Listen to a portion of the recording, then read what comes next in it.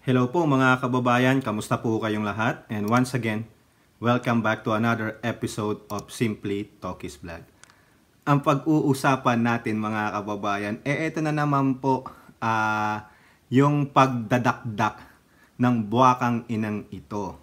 Pero bago po tayo magpatuloy, i-shoutout po natin lahat ng ating members, followers, subscribers, mga nagla-like at nagsishare ng ating mga videos.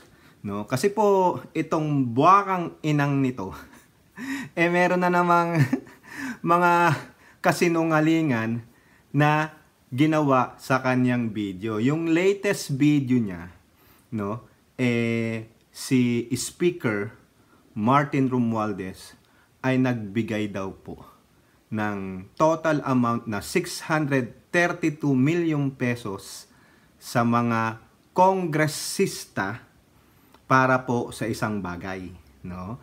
At ganun din daw po, no, nagwawala si Ninang Lisa, no? At ganun din, meron po tayong nakita na kung saan inaakusahan din si Kambal Sandro. Lahat na po, buong pamilya na po ito ng Marcos at Romualdez. Matindi po. At madidinig nyo din dito kung ilan ang mga puting ahas daw niya. At siya po ay gumagamit ng wand. Gagamitan din natin siya ng wand. Kung yung wand niya ay yung sa kay Dark Lord, the name that should not be mentioned, ako naman po, ang wand ko ay the most powerful wand of a wizard. Si Harry Potter. Ayan po. Harry Potter. The most powerful wand. Kaya, spellingin. Expelliarmus! Di ba? Ito po yung box niya, no? Para maniwala kayo. Tinan nyo, nagkaalibok-alibok na nga ito sa aking closet. Harry Potter. Di po ba? Nabili ko po ito sa, ayan, Universal Studios. So, may kano ba to? Ayan, walang price barcode lang. Diyan po sa Universal Studios sa Hollywood. This is 3 years ago, no? I don't know if this is the interactive one, no? Kasi po pag pumunta po kayo doon, bumili kayo ng one interactive, meaning may mga lugar doon po na pag sinabi mong mawala si Maharlika, yun. Di ba? Expelliarmus! Ganon. Biglang gaganon ka na lang. This is the most powerful one. Kala niya siya lang merong ganon, ha? Wand. Ito. Harry Potter. Kala niya, ipaparinig ko po sa inyo itong audio lang sa video niya. No, dito po, nakita ko po ito sa X account niya. No, antindi po ng ano nito? Hallucination. She is a delusional at ambisyosa. Pababagsakin daw nila si Ninang Lisa, si Pangulong Bongbong Marcos. Hindi na daw siya magtatagal ng 2024. Talagang ibabaon nila itong mag-asawa na ito. So pagpasensyahan nyo na, audio lang to, no? Pakinggan nyo yung kanyang kasinungalingan ng buwakang inang ito. Kasi yan din ang tawag niya sa ating first couple. Hindi niya nirirespeto ang ating first couple o first family. Di ba? Minumura niya. Di murahin din natin siya. Do unto others what you want to do to yourself. O si buwakang ina nito, ano kaya ang tinira nito? Baka kulang to sa jerjer Itong buwakang ina nito no? No? Ikaw na putang ina mo, na buwakang ina mo. Di ba? Buwaka daw yung nanay niya buwakang yung nanay, buwakang ina mo. O, di ba? Putang ina mo, puta nanay mo. Tatanong lang puta ba nanay mo? Kasi, di ba, kung magmura siya, putang ina mo. O, therefore, back at you. Di ba? Sabi ni Harry Potter. Maghunaw ka na. O, pakinggan po natin ha. Dito muna po tayo kay Ninang Lisa kung paano daw po, no, magalit at ano yung reaction base po sa ulat ng kanyang puting ahas na kung saan kathang isip lamang. Hindi mapakita yung katotohanan. Hindi maipakita yung ebidensya. No, dito malalaman nyo mamaya, no, makikita nyo na ang galing nito gumawa ng script. Pakigawan mo nga ng chapter 8, itong Harry Potter, baka mas magaling ka pa kay J.K. Rowling. Di po ba? O, Expelliarmus! Pabuk! Pakinggan natin mga kababayan ha. Pasensya na kayo.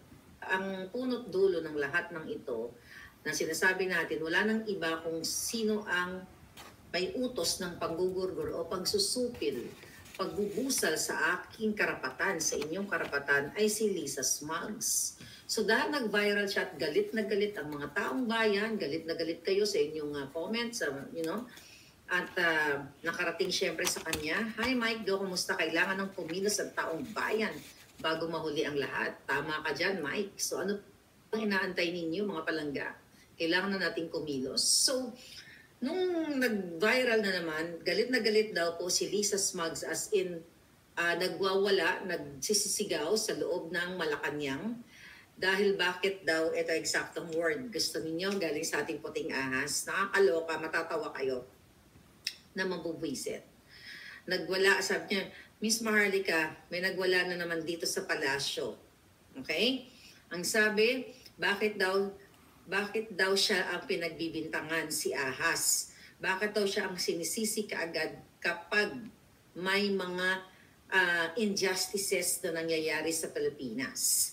Okay, sa ating bansa. Bakit daw yun kaagad ang naiisip ng ninyo at ako? Syempre, wala nang iba.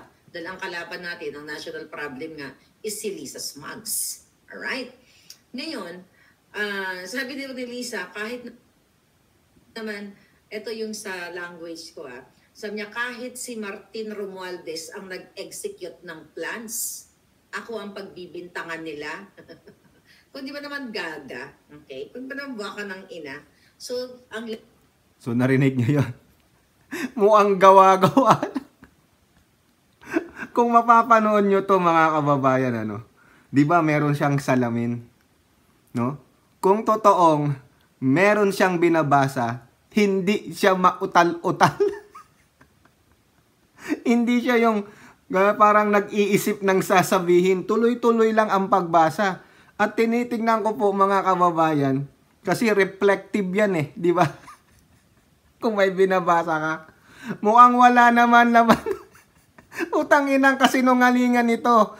Tinan nyo, sa kakagawan ng talas ng demonyo, dila ng demonyo, ang galing nito gumawa ng kwento.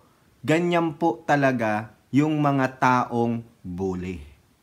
Ganyan yung mga marirites, ang galing gumawa ng kwento. Mahahalata nyo mga kababayan at may nabanggit siyang pangalan, no? Herlisa, di po ba? Mukhang viewer lang, putang ina. Mukhang sinabihan niya lang, yung viewer niya na i-email mo ako, gumawa ka ng sulat. Hindi niya mapakita kung talagang galing yan doon sa isang tao. Tangin na. Makikita nyo yung facial expression niya mga kababayan. Mapanood nyo lang to. Yung talagang nag-iisip siya kung ano yung sasabihin niya. Hindi ka panipaniwala sa atin ng mga alam ang katotohanan. No? Ni hindi niya nga masabi sino yung puting ahas ng buwakang ina nito putang ina nito Di po ba? Gawa-gawang kwento kasi bakit? Iniiba niya na ang kwento. Kasi wala silang maipalabas na pulburon. At narinig ko po, napanood ko sa mga vlogger na pro-admin, sinasabi nitong buwakang ina nito na she is not in the possession of that video na inexpose niya ni wala siyang ebidensya. Ni siya, hindi niya pa napapanood yung video. So, ibig sabihin mga kababayan, ito lang ay gumagawa ng kwento. Pinagtagni-tagni niya lang ang kwento. Gumagawa siya ng non-fiction. Hindi non-fiction. Fiction book. Di po ba habang nandyan nakaupo ang Marcos family as the leader of the country, gagawa yan ng fiction books, fictionary characters, fictionary story. Kita nyo naman, hindi nga siya makapagbasa ng tuloy-tuloy.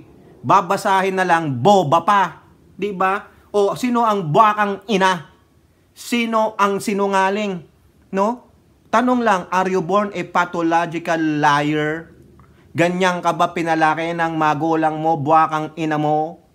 Huling-huli mga kababayan, binabago na naman ang naratiba. Galit na galit daw si FL. Binili daw ni FL yung video. Galing. Ang galing ng naratiba, mga kababayan. Ha? O eto, pakinggan nyo pa ang kasinungalingan niya, mga kababayan. Halata no? Na kwento lang. Daig niya pa, no? Yung kwentong kutsero. Buti pa ang kwentong kutsero, talagang, sa kutsero lang tayo Pero yung iba nagbibigay ng katotohanan. Eto, wala. Kwentong burak ang sa kanya. O pakinggan natin. Ito si Lisa Smugs, bakit daw siya ang pag may lahat ng kaguluhan, kaletsihan sa Pilipinas, siya daw agad ang sinisisi. Sinong sisisi namin, buwak ng ina ka? Alang naman ako. Ikaw ang nagdana ako ng pera. Ikaw ang nangungubra sa bawat ahensya. Jutang Ginemes ka, Lisa. Ibabaon ka namin sa kumunoy. Kayo, 10 ng mga kasabwat mo, taong bayan ang hihila sa iyo. So yan ang galit na nagwawala siya. Bakit siya naman ang sinisisi? Wala nang iba. Sabi ko nga palangga, sa buong 2024, I hope huwag na sila umabot sa buong 2024, hindi dito tayo iikot sa pangangamkam at pangbababoy, pangdudura, pangbabatok ni Lisa at pakipagsabwatan ni Tambaluslos at ng gobyernong itong mga sabog, lutang, pulboronic. 10 ng kanang mga inapoint ni Kuting na mga pulboronic, bangag, mga kaklase niya sa pagpupulboron. Ito ngayon ang epekto na nangyayari sa ating bayan. Okay? Matutuwa ba kayo na para patahimikin ako, para patahimikin kayo, gagamit sila ng mga tiwaling eksperto sa teknolohiya para ipa-shutdown ang page natin. Ayaw nilang lumaban ng parehas. Sabi ko nga, mabuti-puti pa nung panahon ni Noy, okay? At even nung bakbakan natin ng mga dilawan na ngayon, love nyo na ako, ay hindi nyo napatumba ang page ko. Pero ito, mga palangga, at ang ginamit dito ayon sa kabilang puting ahas natin, marami tayong puting ahas na ginamit ni Tambaluslos at ni Lisa Smugs, okay, ang issue ng national cybersecurity para ipatumba, lalo na yung sa akin. Diba? Ano naman ang nakakaalarma, okay, sa national security sa mga vlogs ko?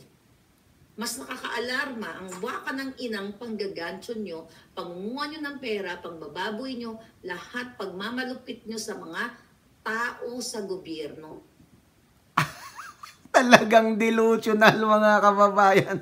Itigil ko muna dito, mga kababayan Itigil ko muna. Antindi. National Security Cyber Threat? Sa palagay mo, pag-aaksayahan ka ng Malacanang, 1 taon mahigit nyo nang binabarubal ang Marcos administration. Why now? Bakit hindi nyo tanungin yung mga social media company na nagtanggal ng inyong account?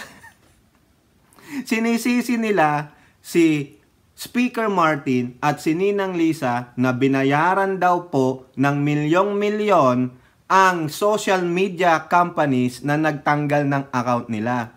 The question is, where is the evidence? Matagal na nating sinasabi itong mga kababayan, no? Hindi sila pinapatulan ng Marcos family. Alam nyo naman ang nature ng Marcos family. They are unbothered with those issues. Kasi ang gusto nitong mga to, no? Para maano sila, yung ma-justify yung sinasabi nila, is for the Marcoses to answer all their allegations. Mga syunga pala kayo mga buwakang ina pala kayo mga putang ina pala kayo Di po ba? Na kayo, no? Ng mga anti-Marcoses, ng mga destabilizer, hindi nyo ba alam that the Marcoses are unbothered with those allegations because your allegations are non-evidential. O tama ba yung word ko?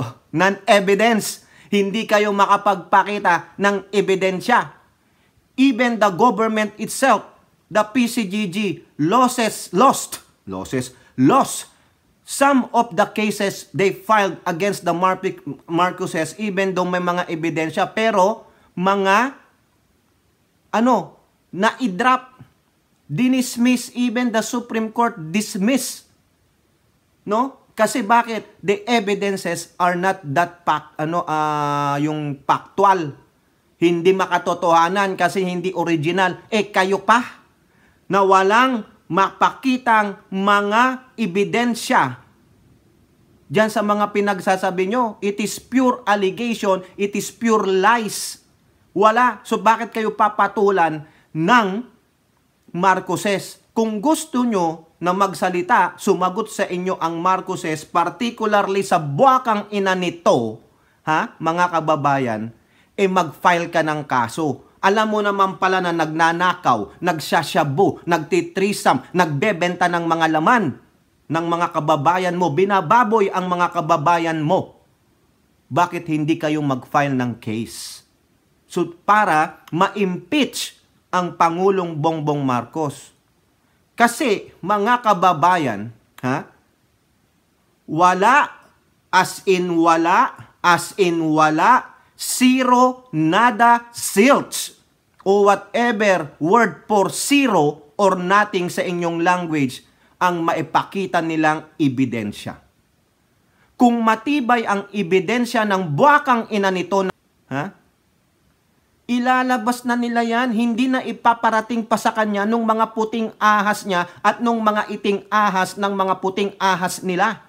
Dediretso na yan sa korte tulad ng mga ginagawa ng mga makabayang black.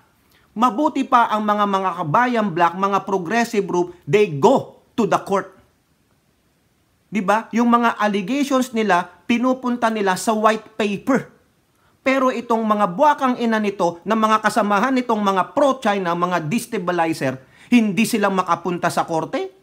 Ni yung video nga ng pagpupulburon ng Pangulong Bongbong Marcos o yung video ng pagtitrisam nila Ninang Lisa Bongbong Marcos and the other cohorts nila doon, hindi nila mapakita. This is just pure lies. Bakit? Kasi galing sila sa kanilang tunay na ama. Sino? Si Satanas, who is a liar from the beginning. Paulit-ulit kong sinasabi yan. Ngayon, yung mga naniniwala sa kanila, yung mga subscriber nilang nagko-comment pa dyan, no? Mga engot. Kung hindi kayo tanga o engot, o wala kayong bait sa sarili ninyo, no? Maniniwala kayo dyan? Diba? So therefore, kung mga edukado kayo, mga aral kayo. Kasi sabi niya, mahal na siya ng mga dilaw Mahal na siya ng mga dilaw. Tingnan mo, gago, mabuti pa ang Marcos. Hindi sumapi sa dilaw. Tingnan yung magsalita si Madam Amy Marcos. Diba? Simpleng patama sa dilaw but never silang bumaliktad. They have their own principle. Etong mga to, eto, si buwakang inang putang ina nito, hindi lang napagbigyan, sa kanong mga kasamahan nila. Ano ginawa? Bumaliktad. Kumain ng maraming balimbing na prutas. So ayan, pati mga dilaw, anti-Marcos, na sinabi nila loyalist daw sila, mga gago. So therefore, there's no such thing loyalty for these freaking idiots. At yung mga nanonood dito, subscriber nila, pare-pareho po silang mga idiots at mga sinungaling. Di po ba? Naniniwala kayo dito, wala nga may pakita yung pag the way. Look at her, how she reads, how she creates a very imaginative story, a fictional story. Tapos tuwang-tuwa naman kayo. Ang tanong, bakit Tokos pinakikialam mo yan? Ba't hindi mo lang puntahan yung mga ni PBBM? Kailangan natin siyang i-debunk kasi lalong sumasama ito. No? Hanggat walang kumokontra sa babaeng hindot na ito, na pukengkeng, na buwakang ina din niya. Ha? Bakit ko sinabing pukengkeng? Pukengkeng of lies. Yan. Siya yung harlot of lies. The harlot of lies. Pinanggagalingan ng kasinungalingan. Walang puting ahas. Ni hindi niya nga masabi kung sinong mga puting ahas niya. Do you believe there's a puting ahas in Malacanang? Na hindi alam yan ng intelligence ng Malacanang? Eh, ang galing naman ng puting ahas niya. Multo pala yan, o talagang magaling na anak ng demonyo. Di po ba? Make believe lang yan. Kung baga sa kanya, make a wish. Di ba? Or make believe. Hindi makatotohanan. Di ba? O, isipin nyo mga kababayan, ang tagal na natin silang hinahanapan ng ebidensya, ilabas ninyo, wala. Di ba? Sino nagpasara ng nagpatsara? Hindi naman pinasara eh. Yung bang ano lang, ano ba yun? Yung suspended. Oh, di ba? Yung si bakla, no? Si boy girl, suspended lang pala, nagngangaw-ngaw. Kasalanan na ng admin na sinuspend kayo. Eh ako nga, hindi ko binibirang admin pag sinuspend o ni-restrict ng FB yung account ko. Because it's your fault. You posted a malicious, no, na content. That's why you go against the community standards of a social media. Kung ano man yung social media na ginagamit ninyo. Tapos nagngangaw kayo. Biniblame nyo ang gobyerno, biniblame nyo ang US government. Mga gago pala kayo eh. Di po ba mga kababayan, nakakapag-init ng ulo? O tuloy natin to. O charter change. Man, sa bangag ng mga kabataan.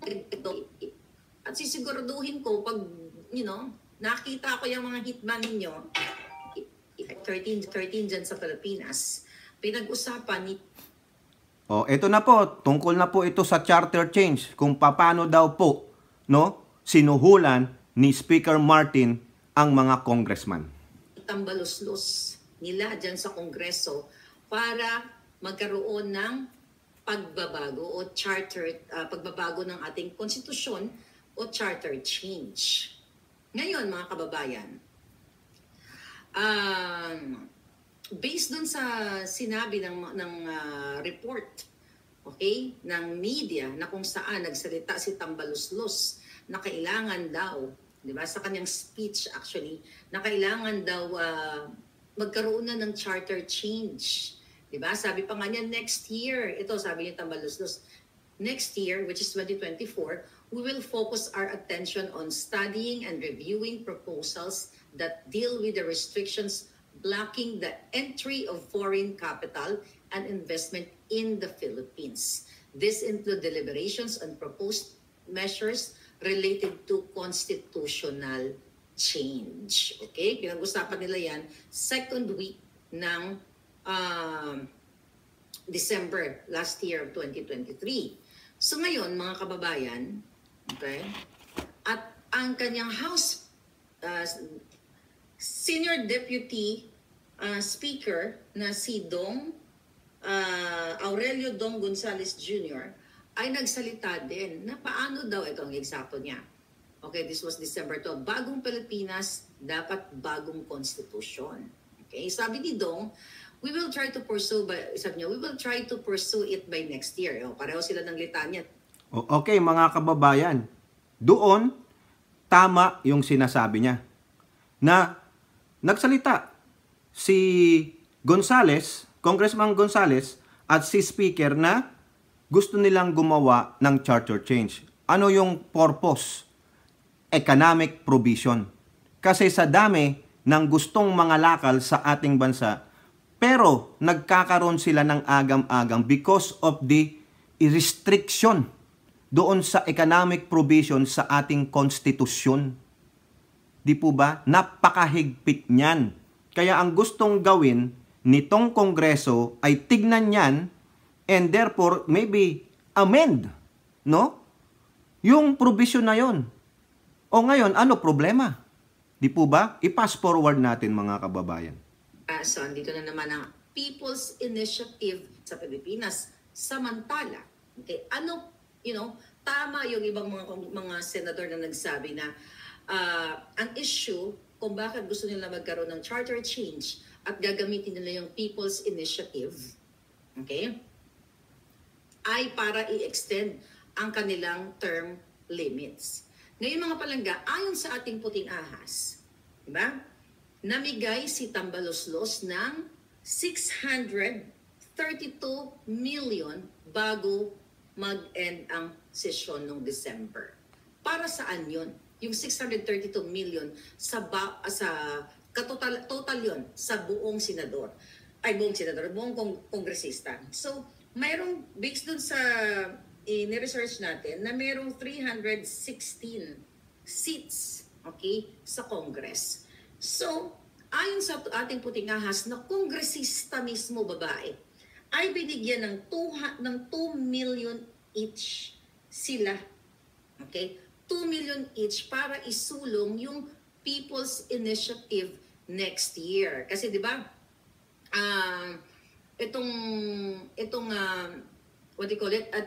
Charter change nito through People's Initiative kailangan na ng 3%, okay? 3% na registered voters sa bawat distrito nila. Okay? Sa bawat district nitong mga kongresista na ito. So ngayon, mga kababayan, ito ang isusulong ngayon. Okay? Isusulong nila ngayong pagpalit nila sa January 2022, mga palangga. So isa sa paraan para mapalitan ng bonggang-bongga ang ating maratify, okay, ang konstitusyon ng Pilipinas ay sa pamamagitan ng People's Initiative na kailangan lamang ng 3% na total ng registered voters sa kanilang mga distrito. So yung 632 million, which is 2 million pesos each bawat congressman, mga palangga, ay binigay ni Tambaloslos sa lahat ng kongresista bilang suhol.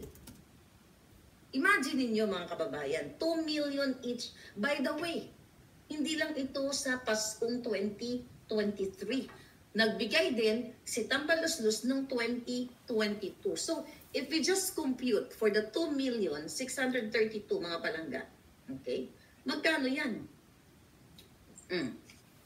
Ilang bahay ang pwedeng ipatayo niyan mga palangga? Ilang bahay? So yan daw po, no? Isang babaeng kongresista ang kanyang puting ahas na nag-squill sa kanya na si Speaker Martin ay nagbayad ng 2 million each sa lahat ng 316 congressman. So that's 632 million para daw po kumbinsihin ng bawat congressman ang kanilang constituents na pumirma sa charter change through People's Initiative. Kasi kailangan lang daw po ng 3% sa bawat constituents nila. Isang babaeng kongresista ang kanyang source. So how true is that?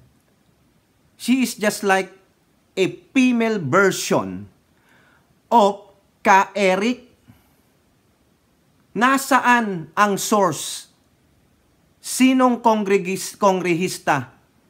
So, dapat malaman ito ng Kongreso, nitong House of Representatives. Because itong buwakang inang babaeng ito ay nagpapakalat na naman ng kasinungalingan. Reveal your source. Kongresista yan. So, ibig sabihin, yung kongresista pupunta sa'yo instead na pumunta sa Sandigan Bayan or sa Ombudsman para doon magreklamo? Na iaano mo ang buhay mo para sa kongresistang ito? Napakatanga naman ng babaeng kongresista na yan, na instead na pumunta sa otoridad para maimbestigahan si speaker, pumunta sa'yo. Di po ba? So ano lang yan? This is just another ka-Eric. Sasabi niya, I cannot reveal my source kasi manganganib ang buhay ng source ko. Paano ang buhay mo?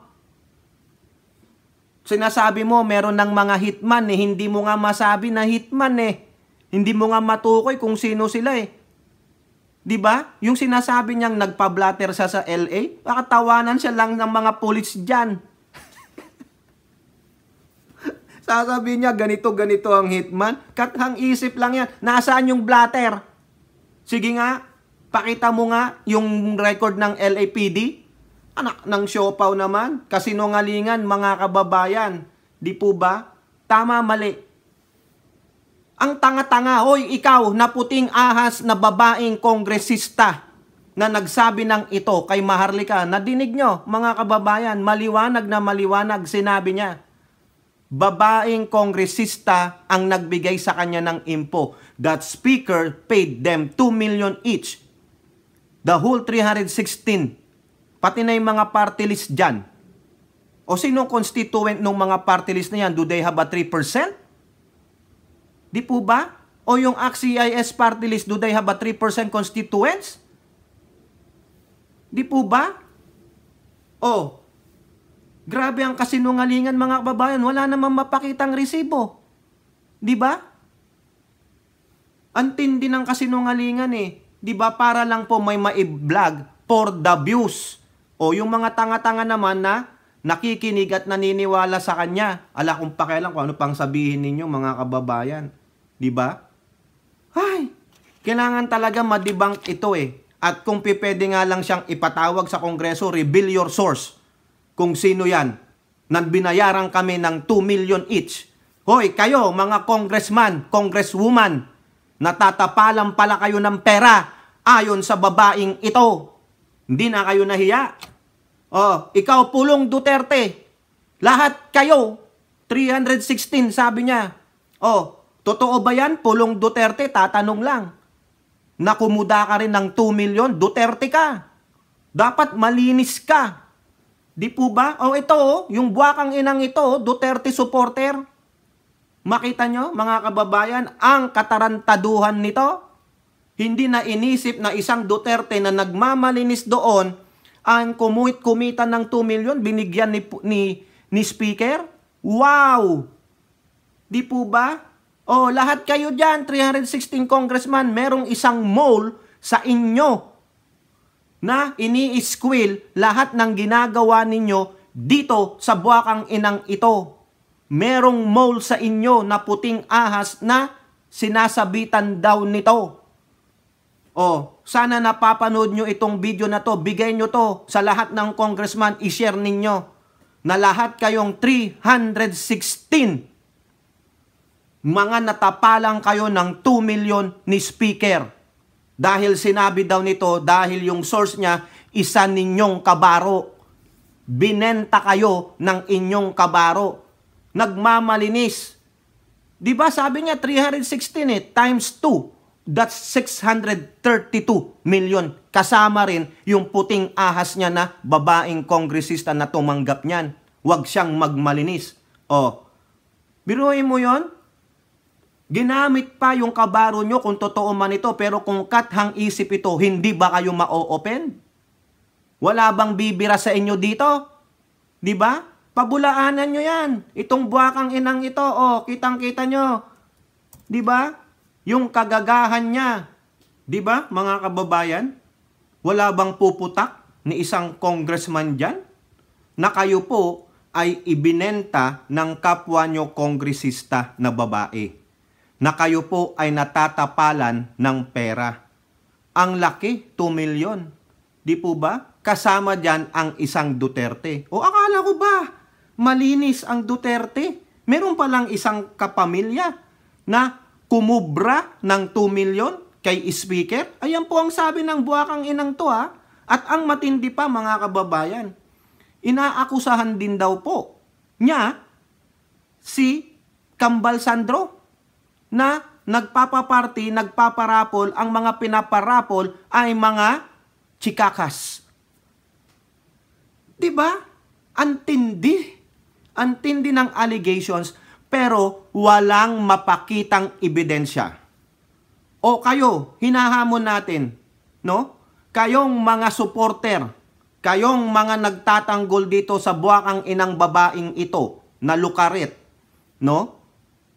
Paano kayo naniniwala dyan? Dahil lang sa bunganga niya na wala namang kayong makitang ebidensya? Bakit? Binigyan niya ba kayo ng ebidensya through email? Wala! Eto lang yung dila niya na galing sa kanyang ama na si Satanas. Di po ba? Walang ebidensya. Kaya dapat tama lang si Harry Potter na sabihin, expelliarmus. Ganyan. Di po ba? Kasinungalingan. Lies, lies, lies.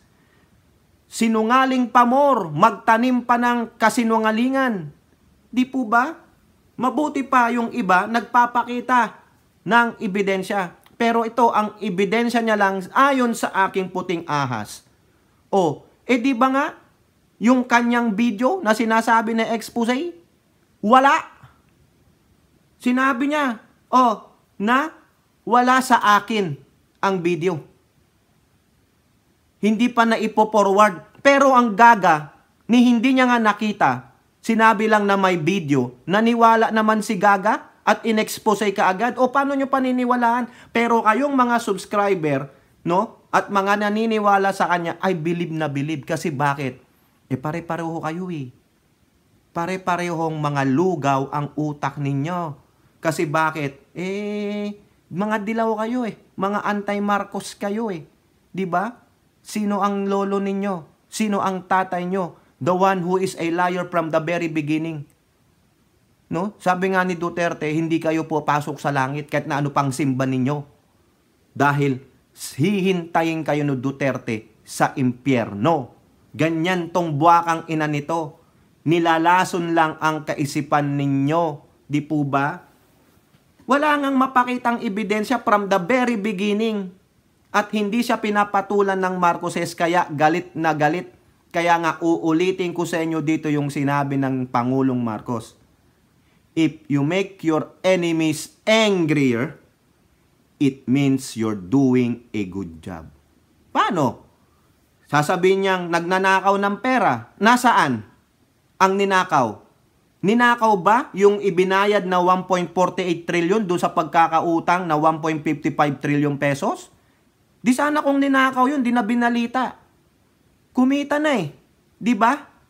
Ano pa? Ninakaw ba? Ninakaw ang kayamanan ng bansa? Bakit ang mga magsasaka may mga bagong kagamitan? Ang mga agrarian beneficiaries na bigyan ng lupa, yung mga nag-aantay ng 30, 40 years, tuwang-tuwa sila. Bibigyan pa sila ng starting na pangkabuhayan sa lapi o anumang kakangailangan nila ng DAR. Di po ba? Inaayos ang bansa, tinutuloy ang pag-unlad dahil sinimulan ng poon ninyong si Digonggong. Pero kayo, pinipilit nyong ibagsak. Bakit? Kasi nakikita nyo kung gaano magtrabaho ang Pangulong Marcos at masisira ang naratiba ninyo na itong Pangulong ito ay tamad, adik sa pinagbabawal na gamot, spoiled brat. At sinasabi nyo pa nagtalaga ng mga kaibigan niyang mga kasesyon niya sa paggamit ng illegal na droga? Name names. Diba sabi nga ni Senator Jinggoy Estrada? Name names. Kung matapang ka, ikaw, na buwakang ina mo, na hitad, kung matapang ka talaga, name names and then go to court. Sue the freaking asses of the Marcoses. Kasi hindi sasagot yan sa pure allegations lang without concrete evidence. Ikaw ay isang tanga. Hindi mo alam kung ano ang karakas ng Marcoses pagdating sa mga smear campaign is ang mga allegations without basis. They are unbothered. Dati kinoconsider mo sarili mong loyalista? Hindi ka totoong loyalista kasi hindi mo nalaman kung ano ang ugali ng Marcoses pagdating sa mga ganyang ginagawa mong allegations. Go to court. Sue their freaking asses. But that purely buka-buka ng bibig mo, you are selling a narrative which is just a make-believe. It is pure fiction created by your hallucination, created by your bitterness and anger toward the first family. Ngayon, nandamay ka na ng mga tanga at bobong followers ninyo. Kaya, nararapat lang kayong ma-expelyama. Ito authentic po ito, no? Napulot ko po ito, tinapon ni Harry Potter ito noon . Ako na sumalo, di po ba? Antayin nyo ang power nito. Di ba? Gaga lahat na lang mamaya yan. Sasabihin na si Simon, sasabihin na si Bini. Lahat na po yan, no? Labas nyo na ebidensya, tapos dyan, takbo na kayo sa korte, demanda na. Galit kayo kay Lisa. Sabi nyo, siya ang talagang nag-go-govern. No? Sinasabi niya pang diktador daw yung nagmana lang sa tatay niyang diktador. Bakit? Kasi nadidiktahan. Patunayan. Di po ba? Sinong maniniwala sa'yo? Sana maniwala yung 32 million na bumoto kay Tamilmil. Diyan, sige. Baka maniwala na rin ako. Kaso wala . Hindi nga kayo makabuo ng 100 . Sarali nyo nga doon para kay Digonggong doon sa korte. Buti pa si Franz Castro pumunta doon. Pero si Digonggong, anong sabi ni Digonggong? Malayo kasi yung Quezon City Regional Trial Court sa Davao. Pero the following day, nandoon siya sa parte ng PDP laban sa Taguig. Di ba? Walang bayag ang puon mo, gago. Kung ikaw matapang, sige na, pangalanan mo na yan. Yang mga puting ahas mo. Kasi sabi niya, marami siyang puting ahas . Yung matindi, yung isang babaeng kongresista na nagsabi, binayaran sila ni Martin ng 2 million para i-convince yung 3% ng kanilang constituent to sign for People's Initiative para sa Chacha. Kasi, meron pong 3 paraan ang Chacha . Diba? Yung CONAS, yung CONCON, and People's Initiative. Yung tao ang boboto, hindi niya yata naintindihan yun. Tao ang may say. Ayan. Di po ba? Kaya grabe ang kasinungalingan. Grabe ang hallucination. Grabe ang pambababoy sa ating gobyerno ng Amerikanang ito. Di po ba? Tapos galit na galit sila, yung mga kasamahan niya sa mga Amerikano. Yung kasama nila, isang Amerikana, nagtatago sa saya ng US government, nagtatago sa saya ng pagiging US citizen, hindi niya maharap yung kaso na ipinail sa kanya ni Katunying at nung iba pa. Di po ba? Tapos takot na takot ka, may hitman. Wala lang yun gawang isip lang yun. Maniwala kayong nagpa-blatter yan sa LAPD. Probably she went there to the police station and there is a procedure how to file a blatter. Kaso yung sinasabi mong blatter nasa Pilipinas yung gagawa. Do you think those hitman has a diplomatic passport? Hindi basta-basta nagbibigay ng diplomatic passport ang Philippine government. Di po ba?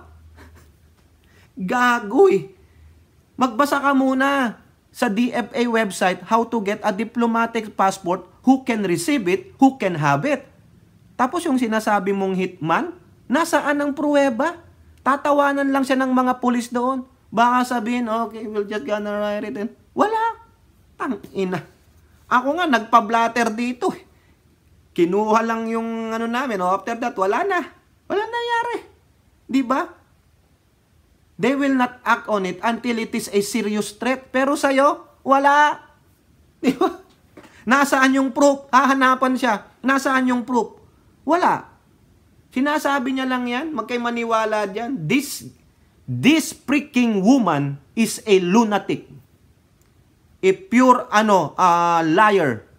'Di ba? Liar, liar, pants on fire. Hinayupak na ito. Grabe makapagsinungaling mga kababayan. O kayo po, ano pong inyong masasabi? Comment down below and don't forget to like and share. Hope to see you on the next videos. Bye-bye. God bless.